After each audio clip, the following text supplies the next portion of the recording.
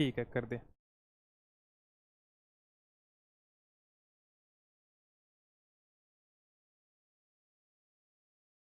तो हाँ भाई, सारा ने प्यार भरी राम राम। उम्मीद करूं सारा एकदम बढ़िया होगा, मस्त होगा, बिंदास होगा।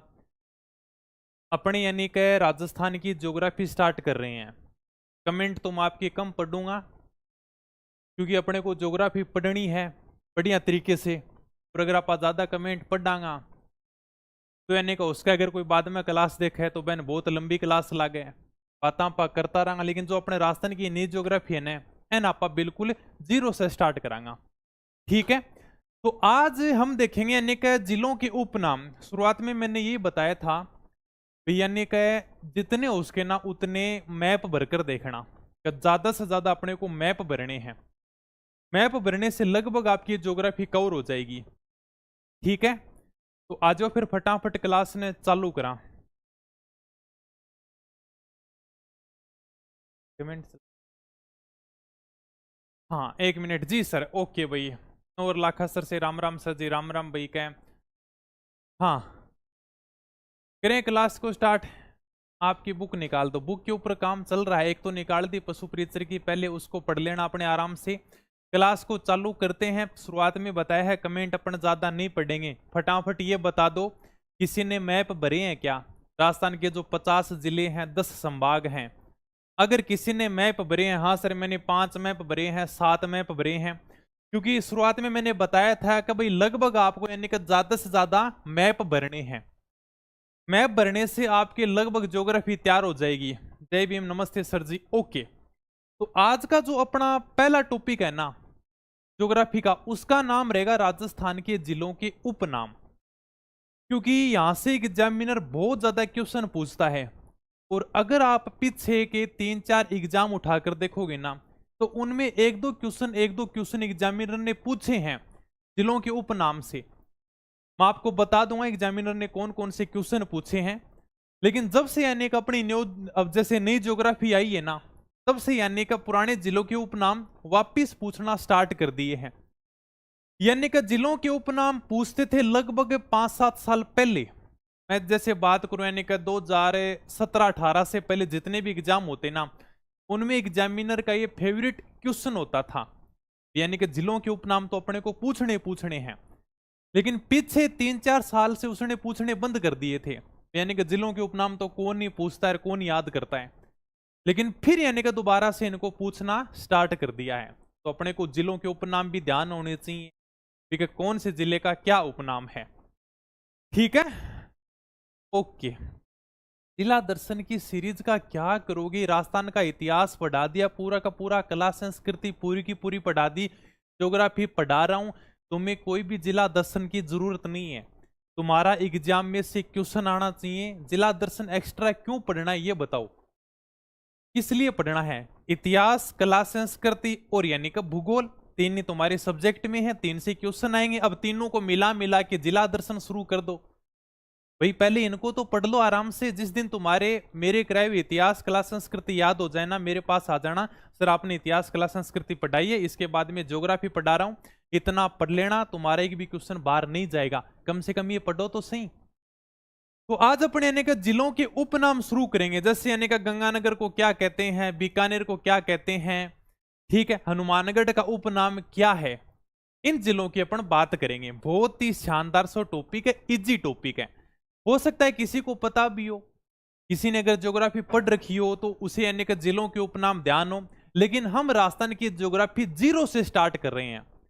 जिले देखेंगे, फिर इनके प्राचीन नाम देखेंगे, इनकी स्थिति विस्तार देखेंगे, अक्षांश देशांतर भी बड़े आराम से समझाऊंगा तुम्हें। ठीक है, ओके भाई। मेरी बुक नहीं आई, ऑर्डर की थी, एक बार ऐप वाले नंबर पर कॉल कर लेना। ठीक है भाई, चलो सबसे पहले मैं बात करूंगा गंगानगर की। यानी कि गंगानगर के उपनाम क्या है? गंगानगर को राजस्थान का अन्नागार कहा जाता है, इसको धान का कटोरा भी कहते हैं। सर्वाधिक अन्न उत्पादन के कारण, यानी कि सबसे ज्यादा अनाज कहां पर होता है? गंगानगर में होता है। इसलिए इसको राजस्थान का अन्नागार भी कहते हैं, अन्न का भंडार कहते हैं। ओके, गंगानगर का प्राचीन नाम है रामनगर। ये लो, गंगानगर आपका पूरा कंप्लीट हो गया, अपने को इतना ही याद करना है।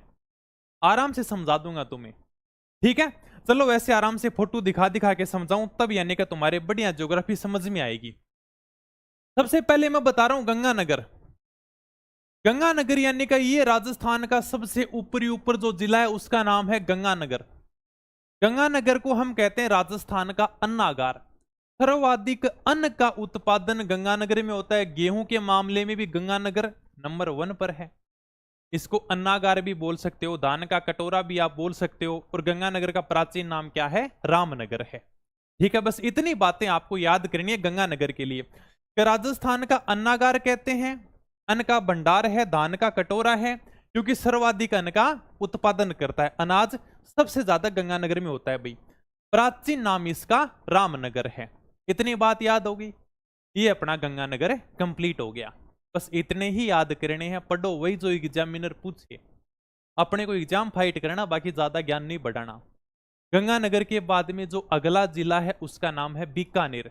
गंगानगर के पास में ये बीकानेर। बीकानेर को कहते हैं ऊन का घर। क्यों भाई? एशिया की सबसे बड़ी ऊन की मंडी बीकानेर में है, इसलिए हम इसको ऊन का घर कहते हैं। एक नाम और मिलता है, राती घाटी। तो राती घाटी क्यों कहते हैं?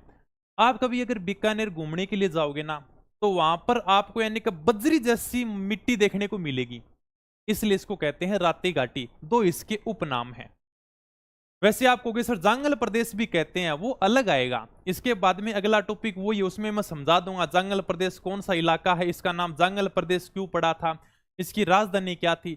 आराम से आपको मैं 0 लेवल से लेकर चलूंगा, एकदम बिल्कुल हीरो बन जाओगे क्या। ठीक है, बीकानेर का क्या है? इसको हम ऊन का घर कहते हैं, क्योंकि एशिया की सबसे बड़ी ऊन की मंडी कहां पर है? बीकानेर में है। और इसको राती घाटी कहते हैं। मैंने बता दिया राती घाटी क्यों कहते हैं, क्योंकि यहाँ की जो मिट्टी है ना एकदम यानी कि लाल बजरी जैसी है। ओके, 2 जिले कंप्लीट हो गए ना? ठीक है सर, एकदम इजी सा है। गंगानगर को राजस्थान का अन्नागार कहते हैं, क्योंकि सबसे ज्यादा अन्न का उत्पादन करता है। प्राचीन नाम इसका रामनगर है। बीकानेर को हम ऊन का घर कहते हैं, एशिया की सबसे बड़ी ऊन की मंडी है, इसको राती घाटी भी कहते हैं। ये लो भी आपके 2 जिले कंप्लीट हो गए। जैसलमेर, जैसलमेर के खूब नाम हैं और अपन यहीं पर याद कर लेंगे, क्लास में याद कर लेंगे। जैसलमेर को राजस्थान की स्वर्ण नगरी कहते हैं, रेगिस्तान का गुलाब कहते हैं, राजस्थान का अंडमान कहते हैं, पंखों की नगरी कहते हैं, हवेलियों जोरखों की नगरी कहते हैं, म्यूजियम सिटी कहते हैं। सारे के सारे नाम में आराम से एक एक शब्द की तुम्हें व्याख्या बताऊंगा कि इसको क्यों कहते हैं, ताकि तुम्हारे यहीं पर याद हो जाएगा। Hello sir, I am new student, most welcome भाई। देखो, जैसलमेर को हम कहते हैं राजस्थान का अंडमान। सर अंडमान क्यों कहते हैं? पंडित जवाहरलाल नेहरू ने जैसलमेर को दुनिया का 8वां अजूबा कहा था। यह पटवारी 2011 में पूछा गया क्वेश्चन है। हालांकि मैंने कही ना कि जैसलमेर के इतिहास में यह लाइन लिखा भी दी थी। सबसे पहले हम बात करते हैं कि राजस्थान का अंडमान क्यों कहते हैं। एक तो देखो भाई साहब, जैसलमेर इधर है अपने पाकिस्तान के पास में, यहां पर किसी का जाने का मन भी नहीं करता, यानी एकदम अंडमान निकोबार है, एकदम दूर पड़ा हुआ है जैसलमेर। अगर मान लो कि आप सरकारी कर्मचारी लग जाओगे, भगवान करे लागोगा आराम से, कौन सी बड़ी बात है, तैयारी करोगा तो नौकरी भी लागोगा। मां सरस्वती है ना, कभी भी अपना ऋण नहीं रखेगी। अगर तुम तैयारी करोगे ना तो तुम नौकरी भी जरूर लगोगे। कितने पेपर आउट हो चाहे कितने पेपर लीक हो, तुम्हारी नौकरी कन्फर्म होगी। अगर तुम तैयारी करोगे तो नौकरी भी लगोगे, कोई बड़ी बात नहीं है। मां सरस्वती बस सबसे बढ़िया विद्या की यही बात है, तैयारी करते रहो, नौकरी आराम से लग जाओगे। क्या मान लो कि तुम नौकरी लग जाओगे कर्मचारी, ठीक है, कहीं पर तुम्हारी पोस्टिंग है, स्कूल में बैठे हुए हो, तुमने कोई बात नहीं मानी, कोई तुम्हें धमकी देगा जैसलमेर ट्रांसफर करा दूंगा। क्या जैसलमेर यानी कि राजस्थान का अंडमान है। पहले काले पानी की सजा दी जाती थी, अंडमान निकोबार भेज देते थे। आजकल कर्मचारियों को सजा दी जाती है, जैसलमेर भेज देते हैं। सीधी पोस्टिंग कहां पर करते हैं? जैसलमेर करते हैं। अगर आप किसी एग्जाम की तैयारी कर रहे हो, अगर आपके कम नंबर बनते हैं ना, तब आपकी पोस्टिंग कहां पर होगी? जैसलमेर बाड़मेर की तरफ होगी। किसी नेता का आप भाषण सुन लेना, पोस्टिंग करा दूंगा जैसलमेर में, गए तरीके से काम कर लोगे। ठीक है, इसलिए हम इसको राजस्थान का अंडमान कहते हैं। एक प्रकार से भी काला पानी है, काले पानी की सजा है, लेकिन है बड़ा शानदार। अगर कोई मेरे को भेज देना कि भाई जैसलमेर चले जा, मैं तो वास्तव में बहुत राजी होगी जाऊं। जैसलमेर में आनंद ही अलग है, तो इसको राजस्थान का अंडमान कहते हैं। ठीक है। राजस्थान की स्वर्ण नगरी क्यों कहते हैं इसको? राजस्थान की स्वर्ण नगरी भी कहते हैं, सुनहरा शहर भी कहते हैं। आप कभी जैसलमेर घूमने के लिए जाओगे ना, तो वहां पर यानी कि जब सुबह शाम सूर्य की किरणें पड़ती है ना जमीन के ऊपर, तब ऐसे लगता है कि वास्तव में यार का सोना चमक रहा है क्या। देखो इस प्रकार यानी कि धरती हो जाती है, इसलिए हम इसको कहते हैं राजस्थान की स्वर्ण नगरी, वास्तव में सोना चमक रहा है। आप कभी यानी कि जैसलमेर वाला किला देखने के लिए जाना, पीले पत्थरों से बना हुआ है, तब यानी उसके ऊपर सुबह शाम सूर्य की किरणें पड़ती है ना, ऐसा लगता है यार का सोना चमक रहा है। इसलिए हम उसको क्या कहते हैं? राजस्थान की स्वर्ण नगरी कहते हैं, या सुनहरा शहर भी कहते हैं, यानी कि गोल्डन सिटी है भाई जैसलमेर। थोड़ा सा ध्यान रखना, ये राजस्थान की स्वर्ण नगरी है। एक आएगा सुवर्ण नगरी, वो अपने जालोर को कहते हैं, थोड़ा सा कंफ्यूज मत होना, वो सुवर्ण नगरी आएगा जालोर वाला। ठीक है, इतनी बात क्लियर है। हवेलियों का शहर, ये तो सबको पता है सर, हमने कला संस्कृति में पढ़ा है। बहुत शानदार शानदार जैसलमेर में हवेलियां बनी हुई हैं। ठीक है, पटुओं की हवेली, सालिम सिंह की हवेली, नथमल की हवेली, सब यानी कि जैसलमेर में बनी हुई हैं। इसलिए इसको क्या कहते हैं? हवेलियों का शहर कहते हैं। जहां पर हवेलियां होंगी वहां पर जरोखे भी होंगे भाई, सीधी सी बात है, इसलिए इसको जरोखों की नगरी भी कहते हैं। पीले पत्थरों का शहर, सीधी सीधी बात है, यानी कि जो अपने जैसलमेर है वो दुर्ग भी यानी कि पीले पत्थरों से बना हुआ है। और बाबा रामदेव जी का जन्म कहां पर हुआ था? भाद्रपद शुक्ल द्वितीया को उड्डू कश्मीर में हुआ था। वहां पर मंदिर बनाया गया है, और वहां के मंदिर निर्माण के लिए जो पत्थर आए हैं ना, वो पत्थर यानी कि जैसलमेर से ले जाए गए हैं। ये एग्जाम में पूछा गया क्वेश्चन है। यानी कि बाबा रामदेव जी के जन्म स्थान पर मंदिर बना है, उसके लिए पत्थर कहां से लाए गए थे? जैसलमेर से लेके गए थे। पीले पत्थर फेमस हैं। आप जैसलमेर का यानी कि किला देख लो, पीले पत्थरों से बना हुआ है। हाँ, अरे कॉपी पेस्ट मत करो भाई, जो भी बात हुआ है वह आराम से फोन करके कर लियो चाहिए। इतना शानदार पढ़ाने लग रहे हैं, अगर मैं को 5 टाबर भी पढ़ने लग रहे हैं तो भी आनंद आवे। बार बार में कॉपी पेस्ट मत करो, जो भी यानी का बात हो फोन कर दियो कि सर ये प्रॉब्लम है, ये बात है, जो भी ताने पूछना हो डाउट है, अब यानी का कम से कम सीरियस होके पढ़ो। ठीक है, अच्छा किक है कि मैं नौकरी, राजस्थान पुलिस की नौकरी बहुत हार्ड है, काम कौन सो आसान है भाई? कह रहे हो कि नौकरी बहुत हार्ड है, बैठे बैठे न कौन यानी कि दिन का तेना 1500-2000 रुपया दे देगो। अगर ज्यादा नौकरी हार्ड लगे तो आपने कोई बात को नहीं कि न मजदूरी करने न चल जाइयो, बड़े 300-400 रुपया दे देगा। बैठे बैठे 1500-2000 रुपया देवा और के लोगा ते बताओगे? और बढ़िया तैयारी करो, जितनी बढ़िया तैयारी करो आगे आगे बढ़ता जाओ। हमेशा आदमी ने यानी कि ऊंचाई की तरफ जाना चाहिए, एक बार नौकरी लग गया आगे और तैयारी करो। ठीक है, हाँ, ये राजस्थान का सबसे बड़ा जिला है। सोहेल खानी में स्थिति और विस्तार में बता दूंगा। 38,401 वर्ग किलोमीटर इसका क्षेत्रफल है, फिर बीकानेर है, फिर बाड़मेर है। सारी अपन बात करेंगे आराम से, अभी अपन टॉपिक वाइज चलेंगे। ठीक है, हाँ, पीले पत्थरों का शहर कहते हैं जैसलमेर को, बिल्कुल सही बात है सर। रेगिस्तान का गुलाब कहते हैं। अब कुछ न कुछ तो हमें ऐसा नाम रखना पड़ेगा ताकि हमारी शान बढ़े। क्या, मान लो किसी कर्मचारी का जैसलमेर ट्रांसफर कर दिया, मान लो किसी के साथ में बात बिगड़ गई और उसका ट्रांसफर कर दिया जैसलमेर। अब जाके फोन करेंगे, घर वाला पूछेगा भाई कठे आजकल पोस्टिंग, मैं तो यानी कि रेगिस्तान का गुलाब में बैठे हूं। क्या, इसे हम क्या कहते हैं? रेगिस्तान का गुलाब कहते हैं। पंखों की नगरी भाई, तो अपने पवन ऊर्जा परियोजना सबसे पहले यहीं पर चलाई गई थी 1999 में, अमर सागर जैसलमेर। बिजली उत्पादन होता है खूब सारे, आपको इस प्रकार के पंखे देखने को मिल जाएंगे जैसलमेर की दरा पर। इसलिए हम इसको क्या कहते हैं? पंखों की नगरी कहते हैं। और गलियों का शहर कहते हैं, म्यूजियम सिटी कहते हैं। तो ये अपने सारे के सारे जैसलमेर के उपनाम हैं। चलें आगे। हाँ, ओके भाई, ये अपने जैसलमेर के उपनाम हो गए, अपने 3 जिले कंप्लीट हो गए बातों बातों में। यही क्लास में तुम्हारे सारे के सारे जिले याद हो जाएंगे, आराम से व्याख्या कर दूंगा। सही ढंग से कला संस्कृति पढ़िए तो वैसे ही तुम्हारे एग्जाम में याद हो जाएंगे। बस जैसे क्लास समाप्त हो नोट्स बना लेना, इनको 5 मिनट पढ़ लेना, तुम कभी नहीं भूलोगे। फिर 5 मिनट पढ़ लेना, अगर फिर भी नहीं पढ़ा जाता 5 मिनट भी, तो भाई फिर मैं तो यही कहूंगा, अगर पढ़ाई नहीं होती है तो घरवाला ने कह दियो कि 2 आपने बकरी ले दो, 2 आपने भेड़ ले दो, ताकि यानी कि मैं भेड़ बकरी चरा लूं कि मैं काम तो अलग हो क्या। कम से कम यानी कि 5 मिनट पढ़ लेना, तुम्हारा पूरा का पूरा टॉपिक तैयार हो जाएगा। आगे चलते हैं। जोधपुर, क्या बात है। जोधपुर, अगर आपको मरुस्थल में प्रवेश करना है ना तो आपको जोधपुर से होकर जाना पड़ेगा। इसको नीली नगरी कहते हैं, हैंडीक्राफ्ट सिटी कहते हैं, विधि नगरी कहते हैं, जोधपुर किलों का शहर कहते हैं जोधपुर को। एक एक चीज में आराम से बताऊंगा क्यों कहते हैं। देखो, सबसे पहले बात करते हैं सर मरुस्थल का प्रवेश द्वार या सिंह द्वार क्यों कहते हैं। देखो यानी कि ये अपना राजस्थान है, फोटो है क्या राजस्थान की, चलो यहां पर देख लेते हैं। ये अपना यानी कि राजस्थान है, ठीक है। यहां पर अपना हो गया जैसलमेर, यहां पर हो गया बीकानेर, यहां पर हो गया बाड़मेर, मरुस्थल ही मरुस्थल है। यहां पर हो गया अपने जोधपुर, ये मान लो का भाई जोधपुर है। अगर आपको मरुस्थल के अंदर जाना है ना तो आपको जोधपुर से होकर जाना पड़ेगा। सर समझे नहीं, आपको जैसलमेर जाना है तो जोधपुर से होकर जाना पड़ेगा, बीकानेर जाना है जोधपुर होके जाओ, बाड़मेर जाना है जोधपुर होके जाओ।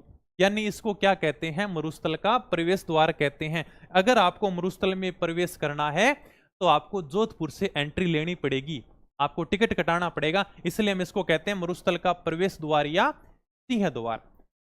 सूर्य नगरी क्यों कहते हैं, इसके अलग अलग प्रमाण हैं सूर्य नगरी के। थोड़ा सा यही है कि कहते हैं यानी कि दिन में लगभग 8.5 घंटे है ना वो यानी कि सूर्य यहां पर चमकता है, इसलिए इसको सूर्य नगरी कहते हैं, सन सिटी कहते हैं, ठीक है। नीली नगरी क्यों कहते हैं, आप कभी मेहरानगढ़ का किला देखने के लिए जाना और मेहरानगढ़ किले के आसपास आप जितने भी घर देखोगे ना सारे के सारे घर आपको नीले कलर में मिलेंगे, इसलिए हम जोधपुर को क्या कहते हैं, नीली नगरी या फिर ब्लू सिटी। इसको ब्लू सिटी कहते हैं, व्हाइट सिटी उदयपुर को कहते हैं, पिंक सिटी जयपुर को कहते हैं, और ब्लू सिटी मेहरानगढ़ जोधपुर को कहते हैं।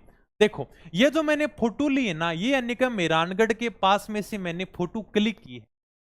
जैसे यानी कि आप मेहरानगढ़ के आसपास में जितने भी घर देखोगे ना सारे के सारे यानी कि आपको नीले कलर में देखने को मिलेंगे, यानी सारे कलर कैसे हैं, ब्लू कलर में। हालांकि जामू जी महाराज ने नीले कलर का त्याग बताया था, लेकिन आप जितने भी घर देखोगे सारे के सारे घर कैसे हैं, नीले कलर के हैं, इसलिए हम जोधपुर को क्या कहते हैं, नीली नगरी कहते हैं। राजस्थान की विधि नगरी भाई साहब हाईकोर्ट जोधपुर में है, तो विधि मतलब कानून, तो कानून नगरी है, विधि नगरी है, हाईकोर्ट जोधपुर में है, इसलिए हम इसको विधि नगरी कहते हैं। हैंडीक्राफ्ट, हैंडीक्राफ्ट का मतलब हो गया कि हाथ से बनी वस्तुओं के लिए फेमस, हाथ से आप खूब सारी वस्तुएं बनाते होंगे। आप कभी जोधपुर का मार्केट घूमने के लिए चले जाना, वहां पर आपको इस प्रकार के यानी का हाथ की बनी हुई वस्तुएं मिलेंगी ज्यादातर देखने के लिए, या आपको लकड़ी के मिले, चाहे कांच के मिले, या फिर इस प्रकार के छोटे मोटे खिलौने मिल जाएं, यानी कि सारे के सारे हाथ से बनाए जाते हैं। हैंडी मतलब हाथ है, क्राफ्ट यानी का हाथ की डिजाइन, तो इसको हम हैंडीक्राफ्ट सिटी कहते हैं, ठीक है। किलों का शहर जोधपुर को कहा जाता है, थोड़ा सा ध्यान रखना, ठीक है। राजस्थान का भुवनेश्वर किसे कहते हैं, ओसिया को कहते हैं। ओसिया यानी कि वर्तमान में कहां पर है, जोधपुर ग्रामीण में है। ओसिया का प्राचीन नाम एग्जामिनर पूछ चुका है, ओसिया का प्राचीन नाम क्या है, उपकेश पटन है। सर आपने ये तो नहीं बताया कि राजस्थान का भुवनेश्वर ओसिया को क्यों कहते हैं। यानी ओसिया में जो मंदिर बने हुए ना उन मंदिरों की शैली सेम टू सेम यानी कि भुवनेश्वर के मंदिरों से मिलती जुलती है, इसलिए हम राजस्थान का भुवनेश्वर किसे कहते हैं, ओसिया को कहते हैं। और ओसिया का प्राचीन नाम क्या है, उपकेश पटन है। इतना तैयार हो गया तो मैं आगे चालू, फिर मेरी भी सुन लो, आप भी सुना दो भाई। ऐप में भी करवा दोगे क्या, हाँ बिल्कुल करवा दूंगा, ये भी ज्योग्राफी है, इसके बढ़िया तरीके से नोट्स बना लेना, आपका पूरा टॉपिक कवर करा दूंगा। आपसे कोई भी एग्जाम उठाकर देख लेना, आपका एक भी क्वेश्चन बाहर नहीं मिलेगा। मेरे को फोन करके बता देना सर उस एग्जाम में ये क्वेश्चन पूछा गया था आपने नहीं करवाया, जिलों के उपनाम में, एक बार करवाने तो दो सारे टॉपिक धीरे धीरे। ओके आगे चलते हैं। राजस्थान का भुवनेश्वर ओसिया को कहते हैं, ओसिया का प्राचीन नाम थोड़ा सा ध्यान रखना, एग्जाम में पूछा गया सवाल है, उपकेश पटन है। उदयपुर, मैं कहता हूं अगर कभी आपको जिंदगी में मौका मिले ना, आप कहीं पर घूमो या ना घूमो लेकिन उदयपुर जरूर घूम कर आना, ठीक है। एक बार यानी का उदयपुर जरूर घूमना, और यानी का एक दिन में आपसा पूरा का पूरा उदयपुर घूमा भी नहीं जाएगा, कम से कम आपको यानी कि 2 से 3 दिन लगेंगे। अगर मान लो कभी आप नौकरी लग जाते हो, कभी आपको मौका मिल जाए, हो सकता है कभी नौकरी करने का वहां पर मौका मिल जाए, तब तो बहुत ही बढ़िया। इसको हम राजस्थान का कश्मीर कहते हैं, जिलों की नगरी कहते हैं। पूर्व का वेनिस कहते हैं, सैलानियों का स्वर्ग कहते हैं, इसको व्हाइट सिटी कहते हैं, जिंक नगरी कहते हैं। अब मैं आपको एक एक चीज आराम से बताऊंगा क्यों कहते हैं। सबसे पहले देखो, यानी कि झीलों की नगरी, यानी कि अंग्रेजी में बात करें तो भी झील को अंग्रेजी में क्या बोलते हैं? लेक बोलते हैं। इतनी ज्यादा इंग्लिश तो कुनिया हो, लेकिन थोड़ी बहुत तो मैंने आवा है। यानी झीलों की नगरी किसे कहते हैं? हम उदयपुर को कहते हैं। लेक सिटी कहते हैं, खूब सारी झील बनी हुई है, जयसमंद है, पिछोला है, फतेह सागर है, यानी इसे हम क्या कहते हैं? झीलों की नगरी कहते हैं उदयपुर को। ठीक है, कभी जिंदगी में एक बार उदयपुर जरूर घूमने के लिए जाना। ठीक है, जितनी भी अगर मान लो कि लड़कियां तैयारी कर रही हैं शादी होना, तो अपने पति से एक डिमांड जरूर रखना कि भैया हमें तो यानी का एक बार उदयपुर घुमा देना के। 2-3 दिन का वहीं टूर करेंगे अपने। शानदार, वास्तव में लोकेशन बड़ी शानदार है। जितने भी यानी कि विदेशी पर्यटक आते हैं ना, एक बार उदयपुर जरूर जाकर आते हैं। इसको हम राजस्थान का कश्मीर कहते हैं। कश्मीर यानी कि न तो ज्यादा गर्मी न ज्यादा सर्दी। अब हमारा शेखावाटी की बात करें, चूरू सीकर झुंझुनवाड़ा गर्मी से बिल्कुल एकदम परेशान हो रहे हैं। और इतना बढ़िया मौसम है उदयपुर को, न तो गर्मी है न सर्दी है, इसे राजस्थान का कश्मीर कहते हैं हम। ठीक है, पूर्व का वेनिस कहते हैं। वेनिस यानी का इटली का एक शहर है।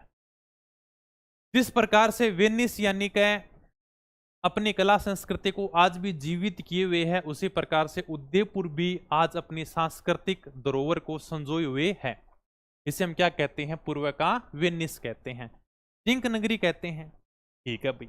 फाउंटेन मतलब फुवारा, माउंटेन यानी का पहाड़, वैसे फाउंटेन माउंटेन का शहर भी उदयपुर को कहते हैं। व्हाइट सिटी कहते हैं, सफेद शहर कहते हैं। आप कभी उदयपुर देखने के लिए चले जाना। जिस प्रकार से हमने देखा था यानी कि मेहरानगढ़ के आसपास में हमें नीले घर देखने को मिलते हैं, उसी प्रकार से उदयपुर में आपको सफेद घर देखने को मिलेंगे। इसे हम क्या कहते हैं? व्हाइट सिटी कहते हैं। जैसे पूरा का पूरा उदयपुर एकदम व्हाइट है। ठीक है, ये लो भी। डूंगरपुर को कहते हैं पहाड़ों की नगरी। कभी डूंगरपुर का भ्रमण करने के लिए जाओगे तो आपको पहाड़ी पहाड़ देखने को मिलेंगे। हाँ, आगे जिंक नगरी है, फाउंटेन माउंटेन का शहर, व्हाइट सिटी है। इतने शॉर्ट कहीं पढ़ने को नहीं मिलेंगे, इनको तो कम से कम पढ़ लेना भाई। हाँ, राजस्थान ज्योग्राफी क्लासेस यूट्यूब पर ही रेगुलर होगी क्या? तू कहो को बैठे कर देगा, यूट्यूब पर कर देगा, ऐप पर कर देगा भाई, तेरी बात मान लूंगा, तू मैंने बता दिए वो कर लूंगा। ठीक है, अब आराम से पढ़ ले, बार बार में कॉपी पेस्ट ना करें। अब बहुत इंपॉर्टेंट क्लास है। ठीक है, एंड आराम से पढ़े। राजस्थान की पूरी ज्योग्राफी कराने की कोशिश करूंगा। अगर तू यहाँ कॉपी पेस्ट करोगा ना तो फिर मैं कौन नहीं पढ़ाऊंगा। सर राजस्थान जीएन लाइब्रेरियन और कांस्टेबल का लेवल हार्ड होता है भाई। दिनेश से मैं तो कहूँ तो फर्स्ट ग्रेड को पेपर देगी आज, ये ऐसा बारह तने को नहीं मिला। और बता के बताऊं तने, कम से कम यो तो पढ़। कभी आप यानी कि किसी आईपीएस का इंटरव्यू देखना आप, चलो इतना टाइम ही को नहीं होगा, आप बहुत ज्यादा कंफ्यूजन में रहा। उनकी एक बात हमेशा सुनना, कोई यानी कि कम से कम अपने पास पता है कितने पेज के नोट्स रखते हैं? वो कम से कम यानी कि एक सब्जेक्ट की बात करूं मैं तो एक सब्जेक्ट के उससे 30 से 40 पेज के ज्यादा से ज्यादा नोट्स नहीं मिलेंगे। जैसे अगर मैं कह दूं ना राजस्थान इतिहास, अगर आप बढ़िया लेवल की तैयारी करते हो, वो जैसे आरएस की तैयारी करेगा तो उसके पास में जैसे राजस्थान इतिहास के 30 से 40 पेज होंगे, बस पूरा का पूरा राजस्थान इतिहास आ जाएगा इसमें। इससे ज्यादा वो पेज नहीं रखते। और आपा के रहा ज्ञान बढ़ा की बस लग गया रहा आंसर, ये नहीं पूछेगा, ये नहीं पूछेगा, पता नहीं कितना हार्ड पूछेगा, इनमें से पूछेगा, टेंशन मत लो। 10 में से 8 क्वेश्चन यहीं से आएंगे, तुम 8 करके आ जाना। 80% किसी भी एग्जाम की मेरिट नहीं जाती।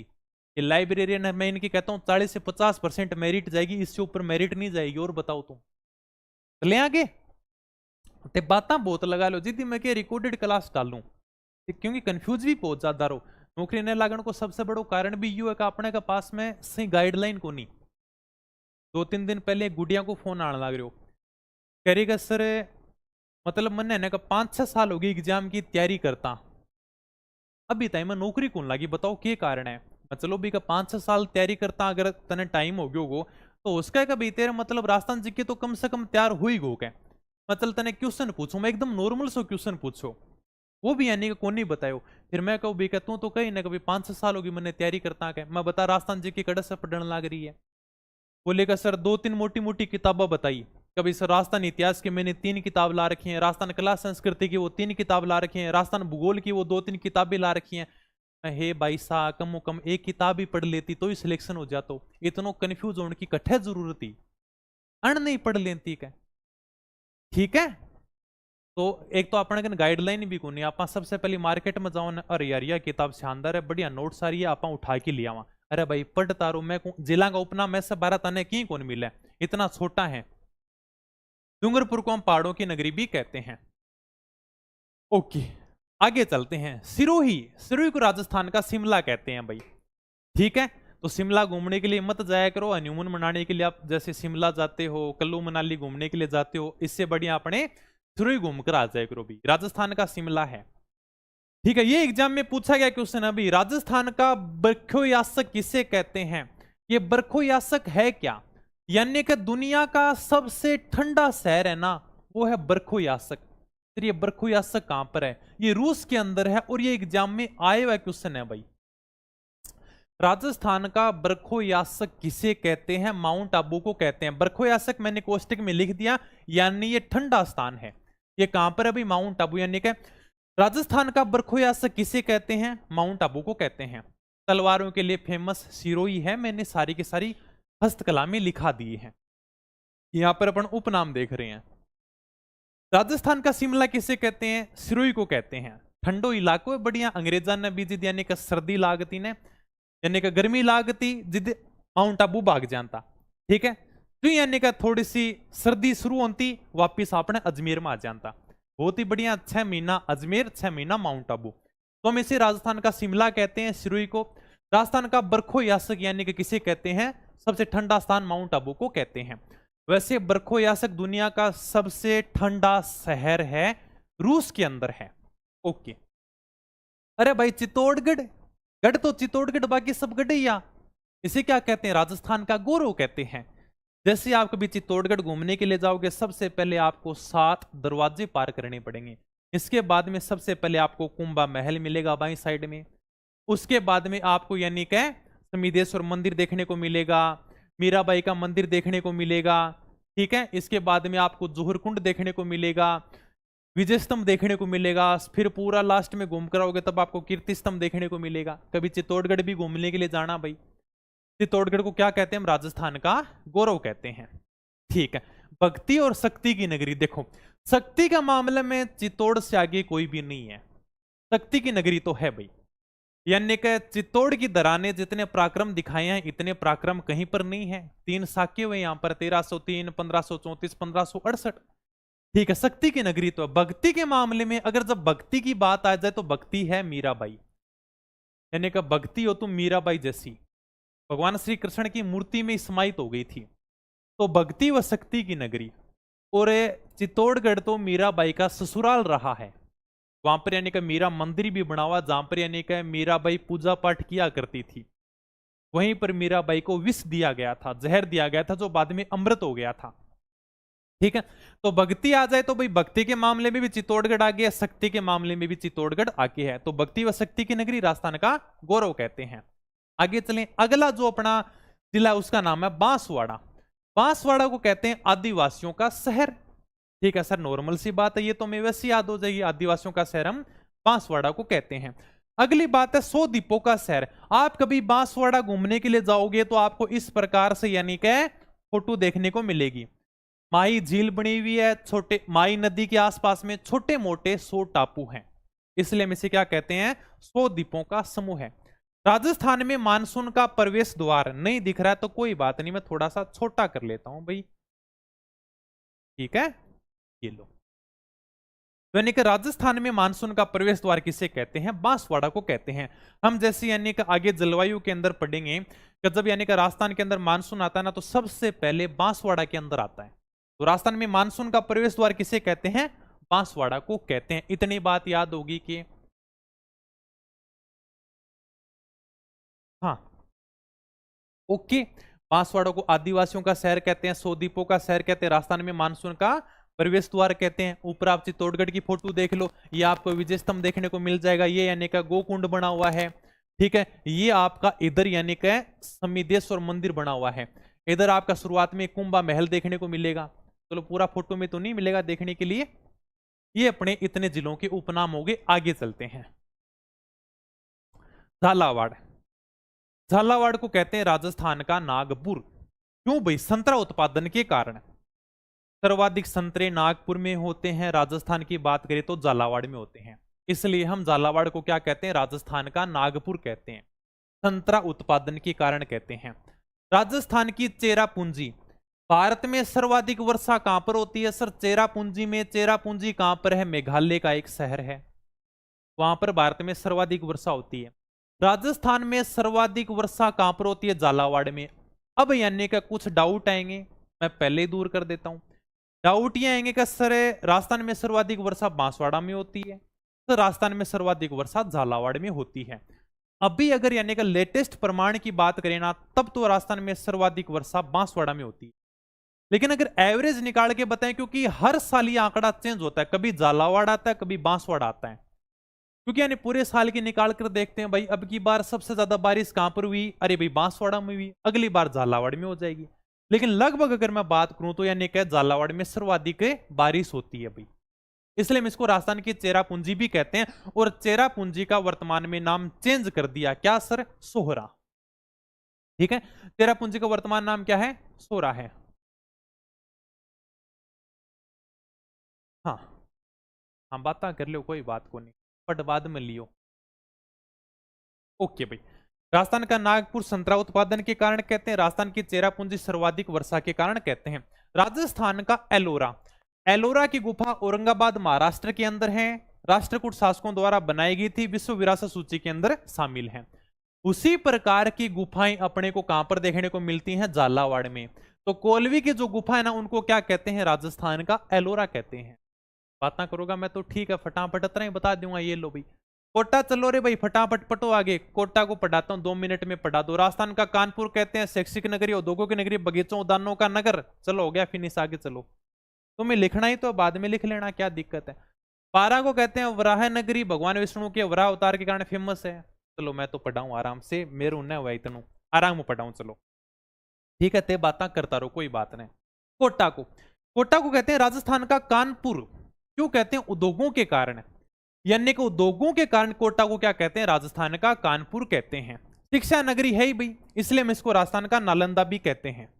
ठीक है, आप अखबार पढ़ते होंगे डेली, यानी कि दूसरे या तीसरे दिन खबर आती है, कभी यानी कि कोटा के अंदर पढ़ाई के प्रेशर में बच्चों ने आत्महत्या कर ली। हर दूसरे तीसरे दिन कोई ना कोई बच्चा सुसाइड कर लेता है, क्योंकि वहां पर पढ़ाई का प्रेशर इतना है, कंपटीशन है। वो 3 इडियट वाला डायलॉग याद आता है, यानी कि लाइफ इज ए रेस, अगर तुम भागोगे नहीं तो तुम्हें यानी कि पछाड़ दिया जाएगा, इसलिए भागो क्या। तो यानी कि वो थोड़ा सा वहां पर कोटा में माहौल देखने को मिलता है, इतना भयंकर थोड़ा सा पढ़ाई का दबाव होता है, लेकिन है भी शिक्षा नगरी भी, क्योंकि पढ़ाई के कारण थोड़ी सी ज्यादा चर्चित है, इसलिए हम इसको क्या कहते हैं? राजस्थान का नालंदा मतलब शिक्षा नगरी है।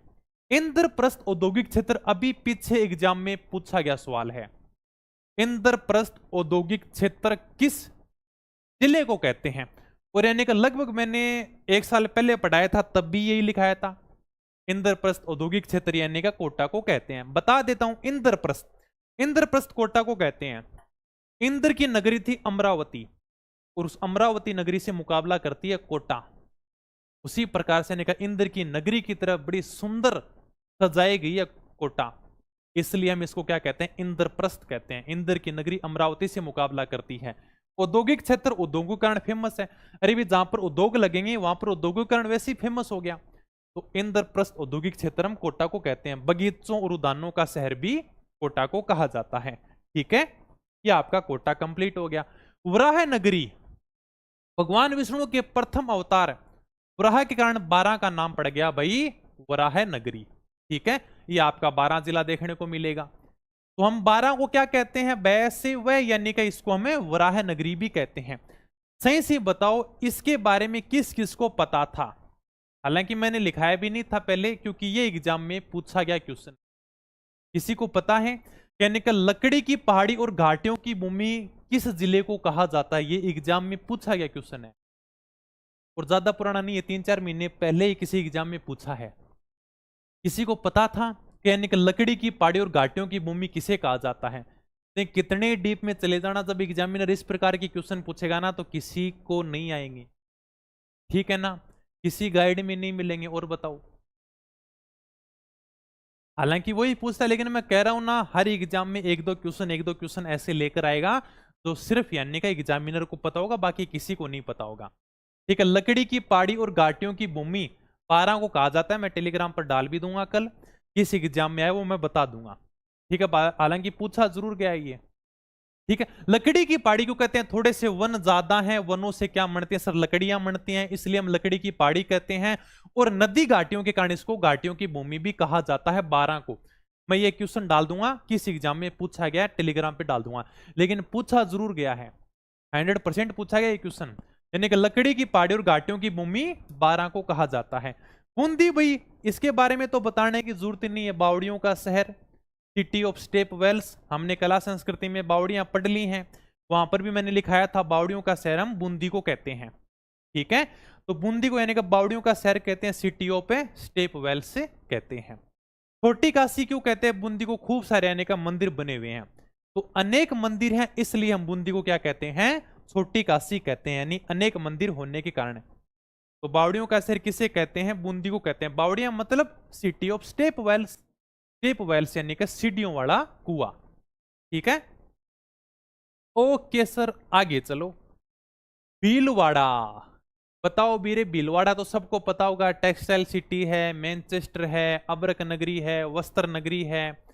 ठीक है, तालाबों का शहर है भीलवाड़ा। भीलवाड़ा नहीं है ये, बिलाड़ा है, बिलाड़ा। अगर आप किसी भीलवाड़ा के पुरुष से पूछोगे आपके शहर का क्या नाम है, तो वो कहेंगे हमारे शहर का नाम बिलाड़ा है, नोट भीलवाड़ा। ठीक है, यानी कि शुद्ध मेवाड़ी भाषा में, ये मेवाड़ी भाषा के अंदर हम इसे बिलाड़ा बोलते हैं। हापुरा को क्या बोलते हैं? सापुरा को मेवाड़ी भाषा में बोलते हैं हापुरा, नोट सापुरा। ठीक है, ये मेवाड़ी भाषा है भाई। ओके भाई, भीलवाड़ा को यानी कि टेक्सटाइल सिटी कहते हैं, वस्त्र नगरी कहते हैं। वस्त्र के कारण बढ़िया फेमस है भीलवाड़ा। जब यानी कि मैं पहली बार भीलवाड़ा आया था ना, तब मैं दुकान पर गया, कभी चलो यानी कि भीलवाड़ा को तो हमने वस्त्र नगरी पढ़ा है, जैसे आप अभी किताबों में पढ़ रहे हो, यानी कि वस्त्र नगरी भीलवाड़ा को कहते हैं। तब यानी कि हमने भी सुन के देखा, चलो भीलवाड़ा को वस्त्र नगरी कहते हैं, तो हो सकता है कि यहाँ पर यानी कि कपड़े बहुत ही सस्ते मिलते होंगे क्या। दुकान पर जाकर पता किया कि भाई साहब एक पैंट जोड़ी दिखा दो, यानी कि बढ़िया शानदार कोई शर्ट दिखाओ, बढ़िया पैंट दिखाओ, एक जोड़ी कपड़ा दिखाओ क्या। उसने दिखा दिए, कम से कम रेट बताई भाई 800 से 1000 रुपए। मैंने कहा इतना सस्ता तो हमारे शेखावाटी में मिल जाता, इससे बढ़िया तो ये वस्त्र नगरी कैसे हुआ क्या? बोला यहाँ पर यानी का कच्चा कपड़ा बनता है, नोट यानी का पक्का कपड़ा। यहाँ पर यानी का कच्चा कपड़ा बनता है, मतलब दागों की फैक्ट्री है यहाँ पर। तो यानी का दागे कपड़ों के अंदर काम आते हैं ना, उनकी फैक्ट्रियां आपको खूब सारी देखने को मिल जाएंगी। इसलिए हम क्या कहते हैं इसको? टेक्सटाइल सिटी या वस्त्र नगरी कहते हैं। इसे हम राजस्थान का मैनचेस्टर कहते हैं। सर ये मैनचेस्टर क्यों कहते हैं? देखो, मैनचेस्टर इंग्लैंड के अंदर एक शहर है, और मैनचेस्टर में सूती कपड़ा सबसे ज्यादा फेमस है। उसी प्रकार से कपड़ा भीलवाड़ा का फेमस है, इसलिए हम इसे क्या कहते हैं? राजस्थान का मैनचेस्टर कहते हैं। कोई सीधा पूछ ले भाई बताओ राजस्थान का मैनचेस्टर, भीलवाड़ा को कहते हैं। कहते क्यों हैं? क्योंकि मैनचेस्टर इंग्लैंड का एक शहर है, वहां पर यानी कि सूती कपड़ा बढ़िया मात्रा में होता है, यानी कि सूती कपड़ा बहुत ही बढ़िया किस्म का तैयार होता है, और उसी प्रकार का कपड़ा अपने भीलवाड़ा में तैयार होता है। इसलिए हमने क्या कह दिया कि राजस्थान का मैनचेस्टर क्या है? भीलवाड़ा है। अबरक नगरी, माइका स्टोन, वैसे भी आप उद्योगों में पढ़ोगे, खनिजों में पढ़ोगे, आगे आ जाएगा। अबरक नगरी कहते हैं भी भीलवाड़ा को। तालाबों का शहर भी हम किसे कहते हैं? भीलवाड़ा को कहते हैं। तालाबों से सर्वाधिक सिंचाई भीलवाड़ा में होती है। ओके, थोड़ा सा मैंने नोट लगा के नीचे लिखा है जो आपको ध्यान में रखना है। राजस्थान का नवीनतम मैनचेस्टर भिवाड़ी को कहते हैं, जो कहां पर है? खैरतल तिजारा में है। इसे हम राजस्थान का नवीनतम मैनचेस्टर कहते हैं। और जो नीचे लाइन लिखी गई ना, ये थोड़ा सा ध्यान रखना, एग्जाम में पूछा गया क्वेश्चन है। नोटों से स्याही बनाने का कारखाना कहां पर है? सर भिवाड़ी के अंदर है। नोट तो जानो उगाते, बिल्कुल सर जाना है, यानी कि पीसा, और पीसा को ऊपर यानी कि स्याही हुआ है, यानी कि स्याही को कारखाना कटा है भिवाड़ी के अंदर है। यानी कि नोटों की स्याही बनाने का कारखाना कहां पर है? सर भिवाड़ी के अंदर। सर ये भिवाड़ी कहां पर है? खैरतल तिजारा में है। पुलिस वाला के लिए कुछ करो कि कोई पेपर आ गयो, फटाफट अब जम की तैयारी कर लियो। आजकल मैं खुद पढ़ने लग रहा हूं। ठीक है, ओके, हाँ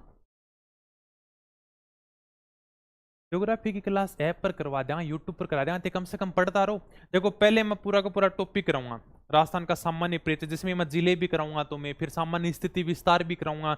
इसके बाद में अब तक जितने भी एग्जाम में अभी क्वेश्चन है ना, सारे सारे क्वेश्चन को अपन हल करेंगे। साथ साथ में बढ़िया बढ़िया इनको याद कर लेना। एक दिन क्लास होगी, एक दिन आप याद करोगे, एक दिन क्लास होगी, एक दिन आप याद कर लेना। ठीक है, बढ़िया तरीके से टाइम भी मिल जाएगा। पूरी की पूरी ज्योग्राफी आपकी अंगुलियों के ऊपर नचनी शुरू हो जाएगी भाई। हाँ, तैयार हो गए पूरे को पूरो? चलना आगे, चलो सर। अजमेर राजस्थान का हृदय, भारत का मक्का, राजस्थान का नाका, राजपुताने की कुंजी, अंडों की टोकरी, किसको कहते हैं? अजमेर को कहते हैं। सारी बात बता देता हूं क्यों कहते हैं।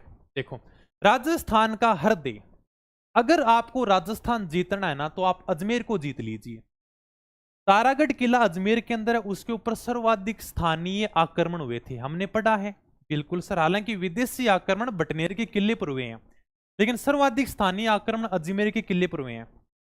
तो हम इसको राजस्थान का हृदय कहते हैं, क्योंकि अजमेर को जीत लो।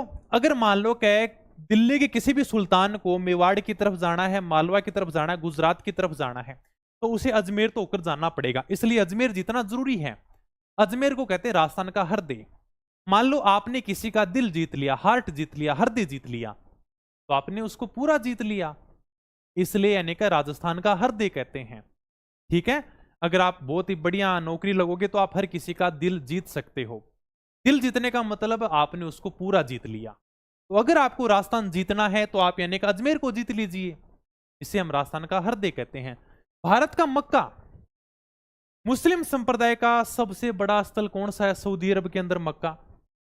और दूसरा सबसे बड़ा स्थल पूछ ले तो ख्वाजा साहब की दरगाह अजमेर के अंदर, इसलिए हम अजमेर को क्या कहते हैं? भारत का मक्का भी कहते हैं। राजस्थान का नाका, यानी कि खूब सारे विदेशी जातियों के आक्रमण को रोकने का काम किया था अजमेर ने, नाका लगा दिया था एक प्रकार से, यानी कि बॉर्डर था एक प्रकार से, इसलिए हम राजस्थान का नाका कहते हैं। भारत का मक्का, राजस्थान का नाका, अरावली का अरमान, तारागढ़ अजमेर को कहते हैं भाई। नॉर्मल सी बात है, अरावली का अरमान यानी कि तारागढ़ का किला है अजमेर में, उसको हम अरावली का अरमान कहते हैं। अंडों की टोकरी, सर्वाधिक मुर्गियां कहां पर हैं? अजमेर के अंदर हैं। जहां पर मुर्गियां ज्यादा होंगी वहां पर अंडे ज्यादा होंगे, इसलिए हम क्या कहते हैं? अजमेर को अंडों की टोकरी कहते हैं, सर्वाधिक मुर्गी होने के कारण। ये देखो, जैसे अरावली का अरमान है, तारागढ़ का किला, ख्वाजा साहब की दरगाह है, ठीक है, खूब सारी आपको मुर्गियां देखने को मिल जाएंगी, यानी कि हर चीज को आप आराम से समझ, फोटो देख देख कर, क्योंकि अपने को क्लास में सब कुछ याद करना है। 5 मिनट दे देना, ठीक है, क्लास पूरी होने के बाद में नोट्स बना लेना और 5 मिनट पढ़ लेना भाई, आराम से सब कुछ याद हो जाएगा। अलवर, अलवर, भरतपुर, धौलपुर, तीनों जिले थोड़ा सा बढ़िया याद कर लेना। ठीक है, देखो अलवर, अलवर को कहते हैं भी राजस्थान का सिंह द्वार, ये थोड़े से वैसे नाम है, यानी कि अलवर, भरतपुर, धौलपुर तुम्हें थोड़ा सा पढ़ना पड़ेगा। अलवर को कहते हैं राजस्थान का सिंह द्वार। ठीक है, ओके, ये तो नॉर्मल सी बात है। चलो, राजस्थान का स्कॉटलैंड कहते हैं, इसके लिए भी दो बातें आती हैं, सर स्कॉटलैंड कहते क्यों हैं? एक तो ये बात आती है भी, देखो स्कॉटलैंड की शराब बड़ी फेमस है, उसी प्रकार से अलवर में भी शराब बनाई जाती है, तो यानी कि अलवर को राजस्थान का स्कॉटलैंड कहते हैं। एक कहते हैं यानी जो स्कॉटलैंड शहर है ना, वो यानी कि थोड़ा सा पर्वतों और घाटियों के लिए फेमस है, उसी प्रकार से यानी कि हरे वन पर्वत घाटियां अलवर में भी देखने को मिलते हैं, इसलिए मैंने कहा अलवर को राजस्थान का स्कॉटलैंड कहते हैं। राजस्थान का कश्मीर उदयपुर को कहते हैं, लेकिन राजस्थान का पूर्वी कश्मीर अलवर को कहते हैं। ठीक है, प्राचीन नाम इसका सालो प्रदेश मिलता है, क्योंकि सालो जाति यहां पर निवास करती थी, इसलिए इसका प्राचीन नाम सालो प्रदेश मिलता है। ओके, भरतपुर, भरतपुर को राजस्थान का प्रवेश द्वार कहते हैं। अगर आपको यानी कि राजस्थान में प्रवेश करना है तो आपको कहां से होकर आना पड़ेगा? भरतपुर से होकर आना पड़ेगा। आप कहोगे सर मैं तो हनुमानगढ़ से होकर आ जाऊंगा, मैं तो यानी कि चूरू झुंझुनू से होकर आ जाऊंगा, अलवर से भी होकर आ सकता हूं क्या? लेकिन फिर भी यानी कहते हैं कि भरतपुर को राजस्थान का प्रवेश द्वार कहते हैं। ठीक है, यहां से आपको प्रवेश करना पड़ेगा भाई। राजस्थान का पूर्वी सिंह द्वार, राजस्थान का सिंह द्वार अलवर को कहते हैं, राजस्थान का पूर्वी सिंह द्वार भरतपुर को कहते हैं। ठीक है, ओके, आगे लो। धौलपुर को रेड डायमंड कहते हैं, रेड मतलब लाल, डायमंड मतलब पत्थर, लाल पत्थरों के लिए फेमस है धौलपुर, इसलिए धौलपुर को रेड डायमंड कहते हैं। राजस्थान का पूर्वी प्रवेश द्वार, राजस्थान का प्रवेश द्वार भरतपुर को कहते हैं और राजस्थान का पूर्वी प्रवेश द्वार धौलपुर को कहते हैं। ठीक है, ओके।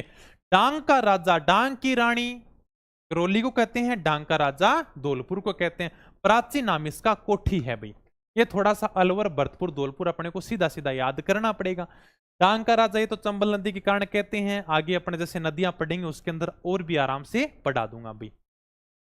हाँ, फिर ये ज्योग्राफी की क्लास कहां पर होगी आप बताओ भी। ऐप के ऊपर करवानी है तो ऐप पर करवा दूंगा, यूट्यूब पे बहुत ही शानदार चल रही है इसके ऊपर करा दूंगा। एनसीसी कर रहा हूं, फायदा ही फायदा है भाई, फायदा क्या सारा का सारा फायदा है। ठीक है, हाँ। करौली को हम कहते हैं डांग की रानी। करौली का प्राचीन नाम गोपाल पाल है। इसकी बतख जैसी आकृति है। तीनों के तीनों क्वेश्चन एग्जाम में पूछे गए हैं कभी ना कभी। ठीक है, तो करौली को क्या कहते हैं, डांग की रानी करौली को कहते हैं, डांग का राजा धौलपुर को कहते हैं, दोनों पास पास में है। प्राचीन नाम करौली का क्या है, गोपाल पाल है। यादव वंश का यहां पर शासन रहा है। बतख जैसी इसकी आकृति है, ये देख लो भाई रे। ठीक है, ये तो हालांकि थोड़ा सा पुराना वाला मैप है, लेकिन फिर भी आपको इसी प्रकार की आकृति देखने को मिलेगी। देखो बतख जैसी आकृति है करौली की। ठीक है, इस लेने का बतख का आकार आकृति किस जिले की है, करौली की है। ओके, अभी ज्यादा नहीं बचे हैं। हाँ, जयपुर, जयपुर के बारे में तो सबने सुना ही होगा। इसको हम पूर्व का पेरिस भी कहते हैं। फ्रांस की राजधानी है पेरिस, तो हमारा शहर जयपुर कौन सा पेरिस से कम है भाई। हम भी तो यानी कि पेरिस के बराबर ही हैं। तो हमने हमारे जयपुर शहर की भी तुलना किससे की है, पेरिस से की है। इसलिए इसे क्या कहते हैं, पूर्व का पेरिस कहते हैं। Pink city, pink city Jaipur को कहते हैं। 1876 के अंदर प्रिंस वेल्स अल्बर्ट के आगमन पर राम सिंह द्वितीय ने जयपुर को गुलाबी रंग से रंगवाया था। ठीक है, गुलाबी रंग से क्यों रंगवाया था, यानी कि सेवा और स्वागत का प्रतीक होता है गुलाबी रंग। मान लो कि जयपुर को लाल रंग से रंगवा दे तो अल्बर्ट जी परेशान हो जाते, लाल रंग देख देख कर। गुलाबी रंग क्या है कि थोड़ा सा आंखों को सुकून देता है, इसलिए यानी कि लड़कियों का सबसे फेवरेट कलर कौन सा होता है, गुलाबी, पिंक। ठीक है, तो यानी कि जयपुर को क्या कहते हैं, पिंक सिटी कहते हैं। रंगश्री का द्वीप आइलैंड ऑफ ग्लोरी किसने कहा है, सीवी रमन ने कहा। एग्जाम में पूछा गया क्वेश्चन है, टीचर भर्ती में पूछा था। किस शहर को रंगश्री का द्वीप कहते हैं, आइलैंड ऑफ ग्लोरी कहते हैं, जयपुर को कहते हैं। सिटी ऑफ आइसलैंड जयपुर को कहते हैं। हेरिटेज सिटी जयपुर को कहते हैं। जयपुर शहर का प्रकोटा विश्व विरासत सूची में शामिल है, हेरिटेज सिटी कहते हैं। रतन नगरी, पन्ना नगरी जयपुर को कहते हैं। प्लास्टिक केंद्र माना जाता है, यानी कि जयपुर को प्लास्टिक केंद्र यानी कि प्लास्टिक हब है वो माना जाता है। ठीक है, ये अपनी बात होगी जयपुर की। थोड़ा सा मैंने नोट लगा के लिखा है, इनको भी लास्ट में थोड़ा ध्यान रखना आप। चाकसू कहां पर है, जयपुर ग्रामीण में है। चाकसू का प्राचीन नाम क्या मिलता है, चंपावती मिलता है, थोड़ा सा ध्यान रखना। चाकसू का प्राचीन नाम क्या है, चंपावती है। ओके सर, जयपुर को पिंक सिटी नाम कहां पर मिला था, ये हालांकि मैंने कला संस्कृति में लिखाया भी है। जब मैंने राम सिंह द्वितीय लिखाया था उसके अंदर भी बताया था कि जयपुर के लिए सबसे पहले पिंक सिटी शब्द का प्रयोग किसने किया था, स्टेनली रीड ने किया था। ठीक है, वही मैंने यहां पर लिखा है, हालांकि पहले अपने इसके ऊपर चर्चा कर चुके हैं। तो जयपुर को पिंक सिटी नाम कहां पर मिला है, The Royal Tour to India किसकी अपने पुस्तक है ये, यानी कि स्टेनले रीड की पुस्तक है। इसमें सबसे पहले जयपुर के लिए पिंक सिटी शब्द मिलता है, इसके अपन पहले भी बात कर चुके हैं। हाँ ओके, हाँ सर ठीक है भाई अनुता। ओके, आपके बिना मुझे भूगोल समझ ही नहीं आ रही थी, क्या बात है भाई। अरे मैं कहूँ भूगोल जितना इजी सब्जेक्ट कोई को नहीं है, बहुत इजी है वास्तव में। अभी मैं अक्षांश देशांतर भी ताने बहुत शानदार तरीकों से समझाऊंगा। बस ते आराम से डेली देखता रहियो, बढ़िया नोट्स बनाता रहियो, सागे सागे पढ़ता रहियो। ठीक है, अगर कोई क्वेश्चन बाहर आ जाओ तो मैं बैठे हूँ तारी दो बातें सुनने खातर, मैंने सुना दियो त्या की। हाँ ओके, गुरुजी आपका पेड कोर्स कितने रुपए का, सबसे सस्ता अपना, ये टेंशन मत लो, इसके बाद में बात करेंगे, अभी अपने पढ़ लेते हैं। दोबारा से देख लो भाई, जयपुर को पूर्व का पेरिस कहते हैं। फ्रांस की राजधानी पेरिस है, हमारा जयपुर भी किसी पेरिस से कम नहीं है, हम इसे पूर्व का पेरिस कहते हैं। पिंक सिटी कहते हैं, हालांकि अपने इसकी पहले बात भी कर चुके हैं। जब मैंने राम सिंह द्वितीय लिखाया था तब मैंने सारी बातें बताई थी कि जयपुर को हम पिंक सिटी क्यों कहते हैं। ओके, रंगश्री का द्वीप आइलैंड ऑफ ग्लोरी कहते हैं, किसने कहा था, सीवी रमन ने कहा था, टीचर भर्ती में पूछा गया सवाल है। सिटी ऑफ आइसलैंड कहते हैं, हेरिटेज सिटी कहते हैं, यानी कि जयपुर शहर का प्रकोटा विश्व विरासत सूची में शामिल है। रतन नगरी कहते हैं, पन्ना नगरी कहते हैं। रतन नगरी, पन्ना नगरी जयपुर को कहते हैं, ध्यान रखना एग्जाम में पूछे गए हैं। रतन नगरी, पन्ना नगरी जयपुर को कहते हैं। पिंक सिटी उदयपुर को कहते हैं, धातु नगरी नागौर को कहते हैं। आपको सारी बातें ध्यान रखनी है। प्लास्टिक केंद्र माना जाता है, प्लास्टिक हब है वो जयपुर माना जाता है। जाक्सू का प्राचीन नाम चंपावती मिलता है। जयपुर को पिंक सिटी नाम किस पुस्तक में मिलता है? The Royal Tour to India. इसके लेखक कौन थे? स्टेनले रीड इसके लेखक थे। यहां पर जयपुर का नाम पिंक सिटी मिलता है सबसे पहले। आगे चलते हैं भाई। अब यानी ज्यादा नीरे, एक दो जिले और रहे हैं, आपके जिले पूरे हो जाएंगे। नागौर, नागौर को कहते हैं औजारों की नगरी। कहते हैं कि जब यानी कि अपने अंग्रेज नहीं आए थे ना, उससे पहले नागौर में तोप बनाने का काम होता था। अंग्रेज आए, बोले ये क्या हो रहा है अभी नागौर में, यहां पर तोप कैसे बन सकती हैं, हमारी इजाजत के बिना नागौर में तोप कैसे बन सकती हैं, बंद करो ये। नागौर में तोप बनानी बंद कर दी। इसके बाद में नागौर वाले क्या बनाने लगे? लोहे के औजार, जैसे कोई ताले बनाने लगे। नागौर के ताले भी बड़े फेमस हैं। ताला तो जाना होगा थे, उसका इंग्लिश मीडियम का हो तो लोक है, लोक की, ठीक है। हाँ, धातु नगरी भी कहते हैं भाई, औजार बन रहे हैं, धातु है तो यानी कि जैसे लोहे का भी खूब सारा यहाँ पर बढ़िया सामान बनता है, ताले भी बनते हैं और भी लोहे के औजार बनते हैं नागौर में। तो नागौर को औजारों की नगरी कहते हैं और धातु नगरी कहते हैं। तो अंग्रेजों के बाद में यहाँ पर ताले बनाने लग गए थे, वो यानी कि चीज थोड़ी सी ज्यादा फेमस हो गई थी। ऐसी चीजें लिखनी नहीं है, सिर्फ बताने के लिए। ऐसी चीज एग्जामिनर नहीं पूछेगा तो बताओ अरे भाई अंग्रेजों के बाद में ताले कहाँ के फेमस हुए थे, अपने को पढ़ना वही है जो एग्जामिनर पूछे, वही चीजें लिखनी है। मकराना नागौर भाई संगमरमर शहर कहते हैं। हालांकि कुछ विद्वान तो ये भी कहते हैं कि जब यानी का ताजमहल बनाया गया था ना, वहां के अंदर जो संगमरमर लगा था ना, वो यानी का मकराना से गया था। तो मकराना का संगमरमर बड़ा फेमस है। अगर आप यानी का नौकरी लग जाओ ना, तो अपनी महबूबा के लिए आप भी ताजमहल बना सकते हो। क्यों? क्योंकि आप यानी का मकराना का संगमरमर ले जा सकते हो भाई। अपने तो राजस्थान में ही है मकराना, तो ज्यादा दूर तो हमें संगमरमर ले जाना ही नहीं है। तो आप यानी क्या करना, मकराना से संगमरमर लेकर चले जाना। मकराना के संगमरमर से ही ताजमहल बना था। इसके बाद में शाहजहां ने सबके हाथ कटवा दिए थे। कितना निर्दयी आदमी था यार, सबके हाथ कटवा दिए। कहने का इसके बाद में कोई भी ऐसा ताजमहल नहीं बना सकता जैसा ताजमहल मेरी महबूबा के लिए बना है। हालांकि ताजमहल तो चलो फिर भी क्या बोले, लेकिन आप कभी चित्तौड़गढ़ घूमने के लिए जाना, आपके भी उदयपुर घूमने के लिए जाना, मैं तो कहूंगा अगर चित्तौड़गढ़ में आप छोटा सा कुंभ स्वामी मंदिर है, उसको छोड़ो, आप मीरा मंदिर देख लेना। उसके अंदर जो कलाकृति है ना, आप वास्तव में देखते रह जाओगे, कितनी शानदार कलाकृति है। ठीक है, तो मकराना को क्या कहते हैं? संगमरमर शहर कहते हैं। फिर मैंने नोट लगा के नीचे लिख दिया, लेकिन सबसे बड़ी संगमरमर मंडी कहां पर है? किशनगढ़ में है। सबसे बड़ी संगमरमर मंडी किशनगढ़ के अंदर है। ये देखो, सबसे बड़ी संगमरमर मंडी कहां पर है? किशनगढ़ में है। संगमरमर मकराना का फेमस है, लेकिन सबसे बड़ी संगमरमर मंडी किशनगढ़ में है। झुंझुनू, झुंझुनू को क्या कहते हैं? तांबा जिला कहते हैं। भी तांबे के लिए वैसे ही फेमस है। आगे हम उद्योगों के अंदर पढ़ेंगे, खनिजों में पढ़ेंगे। ठीक है, तांबा जिला झुंझुनू है। खितड़ी सिंगाना का तांबा बड़ा फेमस है। शेखावाटी की स्वर्ण नगरी, हम पहले पढ़ चुके हैं इस बात को। कहां पर पढ़े? हवेलियों के अंदर। तो नवलगढ़ के अंदर 100 से भी ज्यादा हवेलियां बनी हुई हैं, इसलिए हम नवलगढ़ को शेखावाटी की स्वर्ण नगरी कहते हैं। मैंने फोटो में तुम्हें हवेलियां भी दिखाई थी। चले आगे। ओके भाई, तो शेखावाटी की स्वर्ण नगरी नवलगढ़ झुंझुनू को कहते हैं, तांबा जिला भी झुंझुनू को कहते हैं। लो भाई, अब अपना पूरा हो रहा है धीरे धीरे। ठीक है, जिन्होंने बढ़िया मन लगा के पढ़ा है टॉपिक को, उनका पूरा का पूरा टॉपिक एक साथ कवर हो जाएगा। हनुमानगढ़ को कहते हैं भाई खेल सामान वाला जिला। कहते हैं जो खेल सामग्री वाला सामान बनता है ना, वो हनुमानगढ़ में बनता है। हालांकि मैंने तो कभी देखा नहीं है, हनुमानगढ़ वालों से पूछते हैं तो भी कहते हैं भाई देखो हमने तो कभी देखा नहीं है खेल सामान वाला जिला। यहाँ पर तो इतना बड़ा कोई फेमस बैट बनता नहीं है, न तो क्रिकेट का बैट है न कोई बॉल है, लेकिन फिर भी भाई इसको यानी का खेल सामग्री वाला जिला कहते हैं। यानी खेल सामग्री वाला जिला किसे कहते हैं? हनुमानगढ़ को कहते हैं। थोड़ा सा ध्यान रखना। फलों की टोकरी हनुमानगढ़ को कहते हैं। राजस्थान का अन्नागार गंगानगर को। फलों की टोकरी हनुमानगढ़ को। अन्न सर्वाधिक गंगानगर में होता है, फल सर्वाधिक हनुमानगढ़ में होते हैं।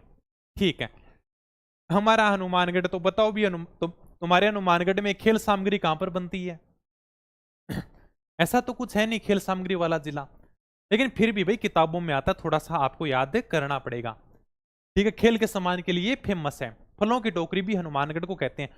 टोंक को नवाबों की नगरी कहते हैं। हमने पहले इतिहास में पढ़ लिया टोंक रियासत के बारे में।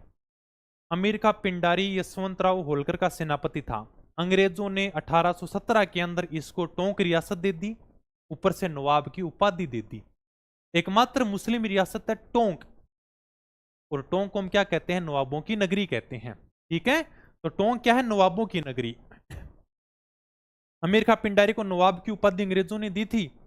मारपाट अपने जैसे लूटपाट करता रहता था, इधर उधर मारपीट करता रहता था। अंग्रेज बोले यार क्या टिक जाएगा, क्यों परेशान करने लग रहे हो क्या? बोले ऐसे ही नहीं टिकूंगा, कोई ना कोई रियासत दो क्या, फिर चुपचाप बैठ जाऊंगा। बोले ठीक है, ये टोंक रियासत ले लेके। राजस्थान में अंग्रेजों द्वारा दो ही रियासत बनाई गई हैं, एक तो टोंक है 1817 में, दूसरी झालावाड़ 1838 में। झालावाड़ नई है, टोंक पुरानी होगी, दो ही रियासत बनाई थी। ठीक है, तो टोंक को हम क्या कहते हैं? नवाबों की नगरी कहते हैं, क्योंकि ये उपाधि अंग्रेजों ने दी थी। जालौर को ग्रेनाइट सिटी कहते हैं, भाई ग्रेनाइट के लिए फेमस है। जालौर ग्रेनाइट तो जानते होंगे, अपने किचन के अंदर भी इस प्रकार से ग्रेनाइट लगाते हैं, काड़ा लगा लेते हैं ग्रेनाइट का भी, इस प्रकार के आपने खूब ग्रेनाइट देखे होंगे। तो जालौर को ग्रेनाइट सिटी कहते हैं। सुवर्णगिरी हमने जालौर के किले में भी पढ़ा है, जालौर के किले को सुवर्णगिरी कहते हैं, सुकड़ी नदी के किनारे स्थित है। प्राचीन नाम क्या है जालौर का? जाबालीपुरे मिलता है। ठीक है, ये भी हमने कई बार पढ़ लिया, जालौर के इतिहास में भी पढ़ा है कि प्राचीन साहित्य में जालौर का नाम जाबालीपुर मिलता है, किले का नाम सुवर्णगिरी मिलता है। आपको तो नहीं पता होगा, लेकिन मैंने इसी प्रकार से ये लाइन लिखाई है।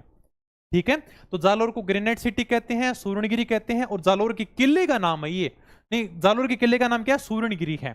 और वैसे जालौर का नाम प्राचीन है, जाबालीपुर मिलता है। आगे चलते हैं अभी। ये आपका जिले कंप्लीट हो गए, थोड़ा सा और बचा है। सांचौर आपका जिला बन गया भाई। सांचौर का प्राचीन नाम क्या है? सत्यपुर है। सांचौर का प्राचीन नाम क्या है? सत्यपुर है। इसको राजस्थान का पंजाब कहते हैं। पंजाब, पंच यानी कि पांच, आब यानी कि नदियां, पांच नदियों का जहां पर संगम होता है उसे क्या कहते हैं? पंजाब कहते हैं। इसी प्रकार से सांचौर में भी पांच नदियां हैं, इसलिए सांचौर को क्या कहते हैं? राजस्थान का पंजाब कहते हैं। प्राचीन नाम सत्यपुर है। बालोतरा, बालोतरा को पोपलिन नगरी कहते हैं। ये हो सकता है आपने पहली बार सुना हो, सर ये पोपलिन क्या है? यानी कि बालोतरा को पोपलिन नगरी कहते हैं। देखो, रेशम के धागों से जो साड़ियां तैयार होती है ना, उनको कहते हैं पोपलिन, और इसके लिए बालोतरा फेमस है। थोड़ा सा ध्यान रखना, नया जिला है, बढ़िया बात है ये, बालोतरा के लिए बहुत ही बढ़िया बात है। यानी कि रेशम के धागों से इस प्रकार से जो साड़ियां तैयार होती है ना, उनको कहते हैं पोपलिन। अगर याद रहे तो बहुत ही बढ़िया बात है, बाकी लिख लेना। ठीक है, रेशम के धागों की साड़ियां। ठीक है, वैसे हो सकता है पूछे ना पूछे, नया जिला है, कुछ भी नहीं कह सकते भाई। राम लुभाया कमेटी की सिफारिश पर 7 अगस्त 2023 को राजस्थान के 19 जिले अस्तित्व में आ गए थे। ठीक है, तो नया जिला उसके अंदर अपना बालोतरा भी था। पोपली नगरी कहते हैं बालोतरा को। और किस राजस्थान का लघु माउंट आबू किसे कहते हैं? पीपलदू बालोतरा को कहते हैं। ये भी थोड़ा सा ध्यान रखना। और अंतिम अपना डीडवाणा, डीडवाणा को कहते हैं शेखावाटी का सिंह द्वार भी बोल देते हैं, तोरण द्वार भी बोल देते हैं। ठीक है, मारवाड़ का थोड़ा सा अंतिम नगर भी कह सकते हो आप। यानी डीडवाणा के बाद में शेखावाटी की सीमा प्रारंभ हो जाती है। अगर इस शेखावाटी के अंदर आपको एंट्री करनी है तो आप डीडवाणा से एंट्री कर सकते हो। इसे हम क्या कहते हैं? शेखावाटी का सिंह द्वार, शेखावाटी का तोरण द्वार, शेखावाटी का प्रवेश द्वार। ठीक है, तो डीडवाणा। हाँ, ऐप पर वीडियो डालना, ऐप में कोर्स लेने वालों को क्या फायदा? अरे खूब सारी चीजें हैं ऐप का माइन। ठीक है, तुम्हारी 1-2 दिन में पशु प्रीचर का जो बी पार्ट है ना, वो मैं दोबारा से शुरू करा दूंगा। ठीक है, इतने कम फीस में मैं दोबारा से रिवीजन स्टार्ट करवा दूंगा। और अब की बार ये भी बता दूंगा, ये क्वेश्चन एग्जाम में पूछा गया है, इसको थोड़ा सा बढ़िया पढ़ना आराम से, क्योंकि अपन अगर कोचिंग भी करने जाते ना तो भी अपने को 2 बार रिवीजन कोई नहीं करवाता। अब मैं तुम्हें बहुत ही शानदार तरीकों रिवीजन शुरू करवाऊंगा पशु प्रीचर बी पार्ट का, एकदम शॉर्ट तरीकों, यानी का एग्जामिनर बैंक बारे क्वेश्चन ना पूछे, बैंक खतरा पर दोबारा पढ़ावांगा। ठीक है, बुक के लिए भाई टाइम लागण लाग रहे हो है, छोटी सी किताब निकालूंगा तारे खातर, थोड़ा सा टाइम और दे तो 15 दिन देंगे, बाद में किताब भी आ जाएगी। सारे के सारे अपने जिलों के उपनाम कंप्लीट हो गए हैं, इसके साथ में अपनी क्लास भी कंप्लीट होती है। जिलों के उपनाम कंप्लीट हो गए। बाकी आप किसी की तैयारी करो, राजस्थान पुलिस की करो, आरएसी, आरएसएफ, पटवारी, रीट, एलडीसी, ठीक है। अगर आप सीटी की तैयारी कर रहे हो, पशु परीक्षर की तैयारी कर रहे हो, तो आप यानी कि प्ले स्टोर से अपनी पढ़ाई ऐप डाउनलोड कर सकते हो। ज्योग्राफी मैंने शुरू कर दिया, हालांकि ज्योग्राफी पहले भी आपको मिल जाएगी, लेकिन मेरी कराई हुई नहीं मिलेगी। ठीक है। बाकी इतिहास पूरा करवा दिया मैंने, कला संस्कृति पूरी होगी आपकी। अब यानी आप बढ़िया तरीके से पढ़ना, नोट्स बनाने शुरू कर देना। इनका दोबारा से मैं रिविजन स्टार्ट करवा दूंगा, उसी फीस में, टेंशन मत लो।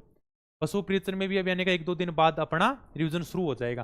नाम मात्र की प्राइस है। ठीक है। कोई भी आपको समस्या हो और भी कोई जानकारी चाहिए, ऐप नहीं चल रहा, ऐप में कोई प्रॉब्लम आ रही है, कोर्स से संबंधित जानकारी चाहिए, तो आप कॉल कर सकते हो 7568 71 67 पर। ठीक है। सारे कोर्स यानी कि जितने भी हैं 500 रुपये से कम, ये नाम मात्र की प्राइस है सारी की सारी। अब बता दो, कोई बात हो तो टॉपिक किसों को लागे मैंने कमेंट करके बता दियो। राजस्थान के जिलों के उपनाम बिल्कुल कंप्लीट हो चुके हैं। इसके बाद में अपन अगला टॉपिक देखेंगे, राजस्थान के प्राचीन जिलों, जो अपने प्राचीन नाम है ना, वो अपन टॉपिक कंप्लीट करेंगे, यानी कि प्राचीन क्षेत्र, जैसे मारवाड़ किसे कहते थे, मेवाड़ किसे कहते थे, ये भी अपना टॉपिक थोड़ा सा कवर होना चाहिए। फिर अपना पहला टॉपिक देखेंगे सामान्य परिचय। ठीक है। वो 1-2 क्लास में कंप्लीट करवा दूंगा मैं। सामान्य परिचय बड़ा शानदार सा टॉपिक समझाऊंगा, अक्षांश देशांतर सारी चीजें आराम से समझाऊंगा। क्लास में जुड़े रहना, नोट्स साथ साथ में मनाते रहना, हर एक चीज मैं समझा दूंगा तुम्हें, हर एक चीज को आराम से समझना। ठीक है। कोई चीज नहीं समझ में आई हो तो यहाँ पर कमेंट करके बता देना, सर आपने ये चीज गलत बताई, ये चीज हमारे समझ में नहीं आई। आप फोन कर लेना, कोई नई चीज समझ में हो तो भी आप यानी कि व्हाट्सअप कर दियो, मैं हाथों हाथ आने बता दूंगा। बढ़िया पढ़ता रहो, आराम से बढ़िया तैयारी करता रहो। राजस्थान को जीके बहुत इजी है, इतना शानदार राजस्थान का जीके कहीं नहीं मिलेगा आपको के। और अपना बस मेन फोकस इसी चीज के ऊपर है कि पढ़ो, वही जो एग्जामिनर पूछे, यानी कि जितना राजस्थान जीके शॉर्ट हो सके ना, उतना शॉर्ट करके जाएंगे इसको। ठीक है। और यहीं से आपको एग्जामिनर सवाल पूछेगा, यहीं से आपको क्वेश्चन देखने को मिलेंगे। ओके। फिर बाकी कमेंट बता दियो किसी के लागे क्लास और कुछ सुधार करना हुआ है तो वह खातर भी तारा सुझाव बिल्कुल आमंत्रित है। छोटे भाई की तरह बता दियो, बड़ा भाई की तरह बता दियो। ठीक है। ओके। फिर धन्यवाद, थैंक यू, जय हिंद, जय भारत।